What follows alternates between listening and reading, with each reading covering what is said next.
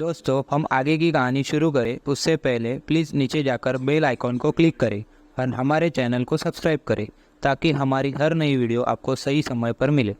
और आपसे रिक्वेस्ट है कि इस वीडियो को अंत तक ज़रूर देखें ताकि हमें ज़्यादा से ज़्यादा व्यू टाइम मिले और हमारा वीडियो गूगल सर्च पर ऊपर आ सके। तो चलिए दोस्तों, हम आगे की कहानी शुरू करते हैं। कहानी बहू। किशोरी लाल जी के बेटे राघव की शादी की बात जगह जगह चल रही थी, लेकिन किशोरी लाल जी को कोई लड़की पसंद ही नहीं आती थी। और उसकी एक ही वजह थी, किशोरी लाल जी का लालची होना। उनको लड़की वालों से मोटा दहेज चाहिए था और इसी चक्कर में एक दिन वो एक बहुत पैसे वाले के घर अपने बेटे का रिश्ता लेकर पहुंचे। उस आदमी का नाम था ओम प्रकाश। देखिए किशोरी लाल जी, मेरी एक ही बेटी है और मेरी सारी संपत्ति जायदाद सब कुछ मेरी बेटी नैना का ही है। पापा, नाम से लगता है बहुत खूबसूरत होगी। कितना अच्छा नाम है ना, नैना। ओ, वैसे बात तो सही है आपकी। अब इतना पैसा है, जमीन जायदाद है, इकलौती बेटी, आप भी क्या करेंगे? सब कुछ उसे ही देंगे ना। बिल्कुल ठीक पहचाना आपने।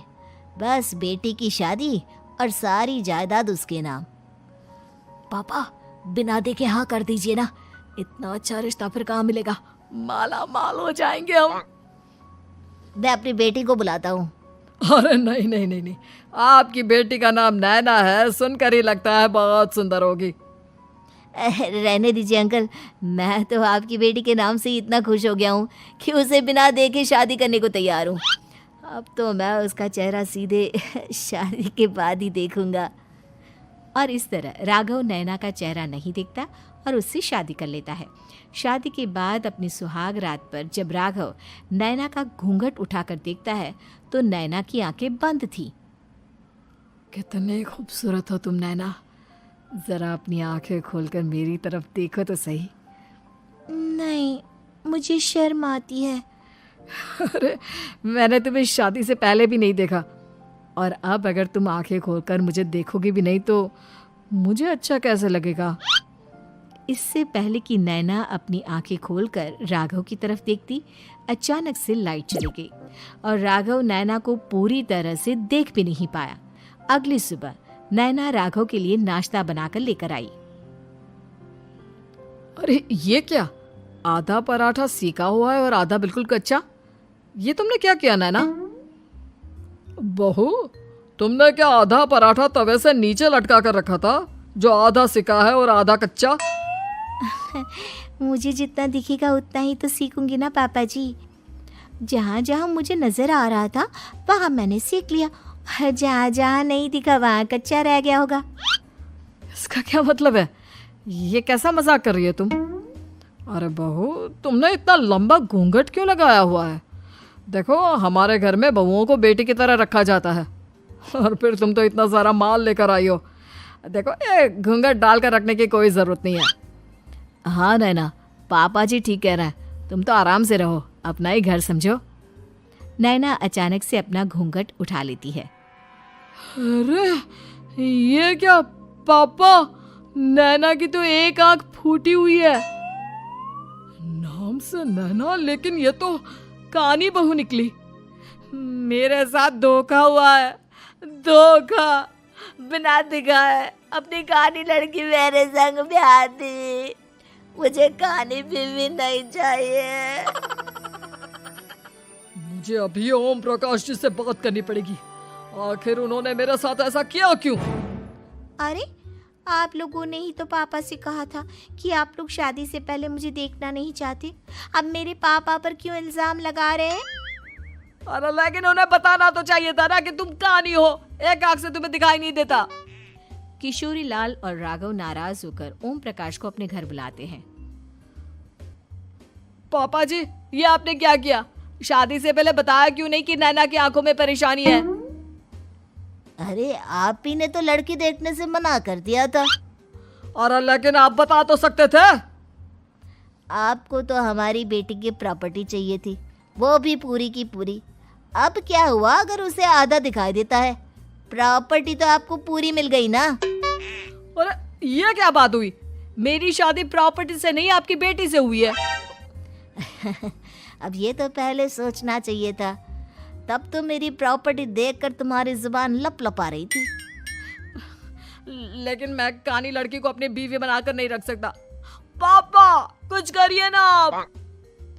हाँ करता हूँ। देखिए ओम प्रकाश जी, आप हमारे साथ ऐसा नहीं कर सकते।